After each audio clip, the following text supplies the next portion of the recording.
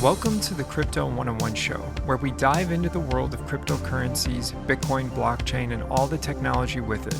Whether you're experienced or a beginner to crypto, our goal is to break down complex concepts and make it easy for you to understand the basics. From Bitcoin to altcoins, we'll cover it all in a way that's easy to digest and provide listeners with the knowledge and understanding they need to make informed decisions and better critical thought. Sit back, relax, and let's simplify your understanding of cryptocurrencies on the Crypto 101 show.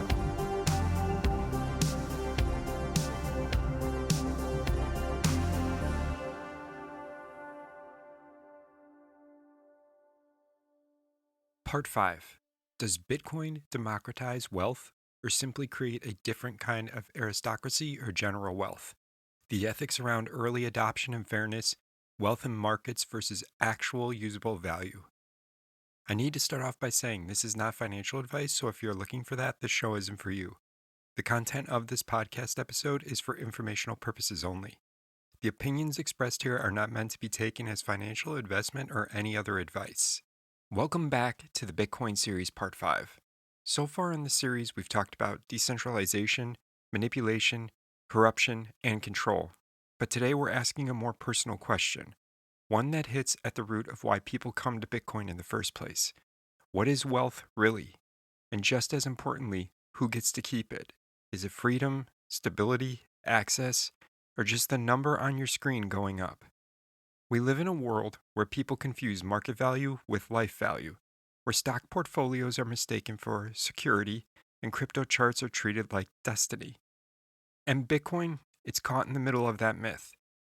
On one hand, it offers something revolutionary, a fixed supply, no gatekeepers, no government debasement, and a global network that anyone can use. But on the other hand, we're seeing familiar patterns emerge, with early adopters becoming the new elite, speculation driving more adoption than utility, and wealth that's concentrated just in new hands. So in this new episode, we're diving into the deeper tension at the heart of all of this. Are we building a system that actually empowers people, or just giving the same race a new track to run on? Because if Bitcoin is going to be a part of a better future, we need to start asking what it means to be wealthy in the first place. Question 1. Is Bitcoin creating real wealth, or just another illusion of it? Let's talk about what we mean when we say wealth, because in most systems, fiat, stocks, crypto, wealth usually means one thing, a number, like the balance in your bank account, the value of your portfolio, or how many commas are in your net worth. Maybe a hard truth is that number only matters if it translates into real freedom. Bitcoin has made a lot of people feel wealthy. Some of them really are. But we have to ask, is this wealth you can use, or just wealth you can measure? Because wealth isn't just price. It's also purchasing power, stability, access, mobility, and sovereignty. It's whether you can actually live a life, not just refresh a chart. For example, you could hold 1 million in Bitcoin, but if the price drops 50% in a week, what do you really have? You could hold $100 in Bitcoin in a country with no infrastructure to use it. What good is it then? Even in traditional finance, people get rich all the time on paper. But wealth that disappears overnight, wealth you can't spend without jumping through hoops, that's not really freedom, but rather financial theater. Maybe here's where Bitcoin is different, or at least it could be. Bitcoin isn't just an investment, it's a protocol for storing and transmitting value without permission. It can't be debased, it's borderless, and if you control your keys, you own it. That's a different kind of wealth. Sovereignty, or the ability to move your money, protect it, and access it without asking anyone. So yes, Bitcoin can create real wealth, but that wealth isn't defined by the price going up. It's defined by the freedom you gain and how durable that freedom is.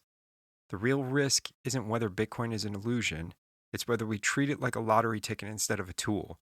Because markets rise and fall, charts go green and red. But wealth that gives you dignity, mobility, and security, that's real. And Bitcoin, when used right, might actually help us get closer to it.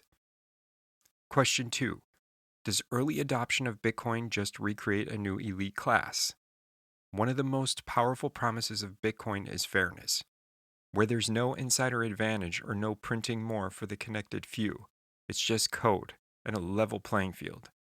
But if you bought Bitcoin in 2010 or 2013 or even 2017, you're holding a very different kind of power now.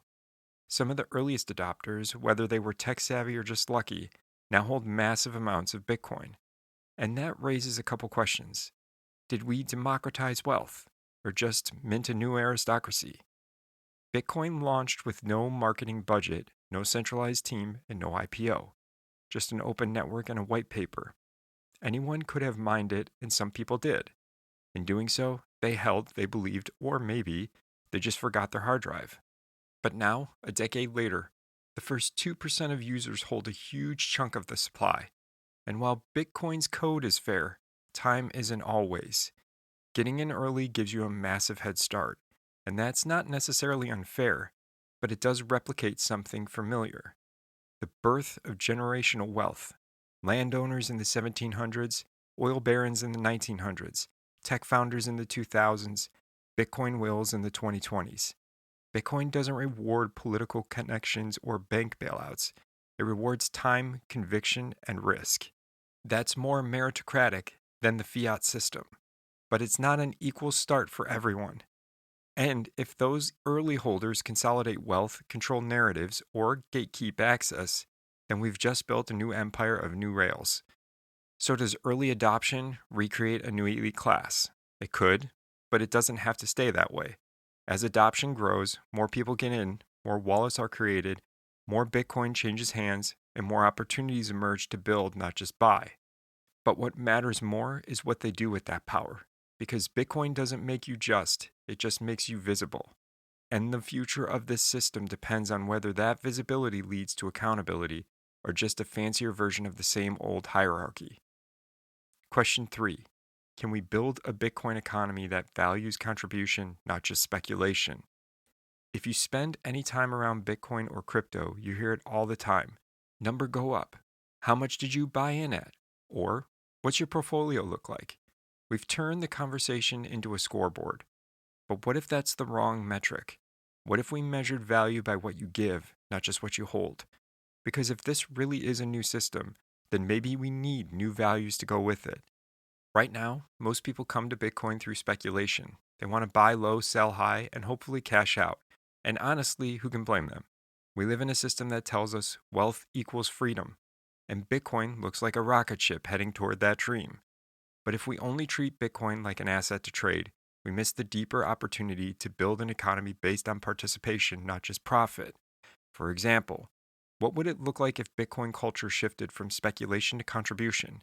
Builders who create open source tools and get supported with sats or satoshis. Teachers and mentors sharing Bitcoin education and being valued for it. Artists, musicians, and creators getting direct support via Lightning. Local Bitcoin meetups funded by the community, not corporations. Miners contributing security to the network and being rewarded for it. This isn't hypothetical, it already is starting to happen in small pockets around the world. But we're still early, and the default mindset is still get rich quick. Here's an even deeper question. What kind of wealth do we want to build? In the fiat world, value is defined by the market, what people are willing to pay, who controls the supply, and who can buy their way to the top. But in a Bitcoin world, we can choose to build something different. Something where wealth means impact, trust, reputation, and service. We've talked about this before in this series, but that might mean new systems, like decentralized cooperatives or DAOs that reward labor and creativity, or protocols that support care work, teaching, and mutual aid. So, can we build a Bitcoin economy that values contribution? Yes, but not automatically, not by code alone. It takes culture, community, and people willing to redefine what that means and who deserves it. Because financial freedom isn't just about holding coins. It's about having the tools and the values to build something worth sharing. And maybe that's where Bitcoin shines the brightest, not in price charts, but in people choosing to do things differently. So where does that leave us? Bitcoin was born as a rebellion against a broken financial system. But if we're not careful, it risks becoming a mirror of it. A place where those who got in early write the rules, hoard the wealth, and build new walls around opportunity. The code may be fair, the ledger may be transparent, but the culture, that's still up to us. If we want the future that's more equitable, not just digital, we have to build it intentionally. That means questioning power, sharing tools, and making sure the next system doesn't just create new elites with better branding. Bitcoin can decentralize money, but only we can decentralize justice. Thanks for listening to Part 5. If this episode sparked a new question, challenged a belief, or opened your perspective, that's the point. I'll see you in Part 6, where we ask the next uncomfortable question: can Bitcoin truly be for everyone and coexist with democracy? Until then, stay curious, stay grounded. I want to be extremely upfront that I try my best to leave all of my opinions out of this. I know this is very condensed and simplified, but I want you to gain your own understanding of beliefs and not be persuaded by me. I hope this helped you gain a better grasp of it. Please remember to share, follow, and subscribe to our mailing list and to your favorite podcast app for future episodes so you can gain more with your crypto knowledge. If this sparked something in you or made you question what's possible, I'd love to hear about it. And if you found this valuable, share it, tag someone who needs to hear it, or just sit with it. Thanks for listening.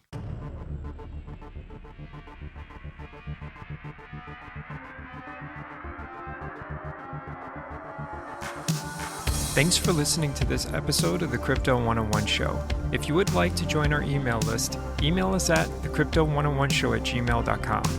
For more helpful tips, subscribe in your favorite podcast app and leave a review so that you don't miss our next episode. See you next time.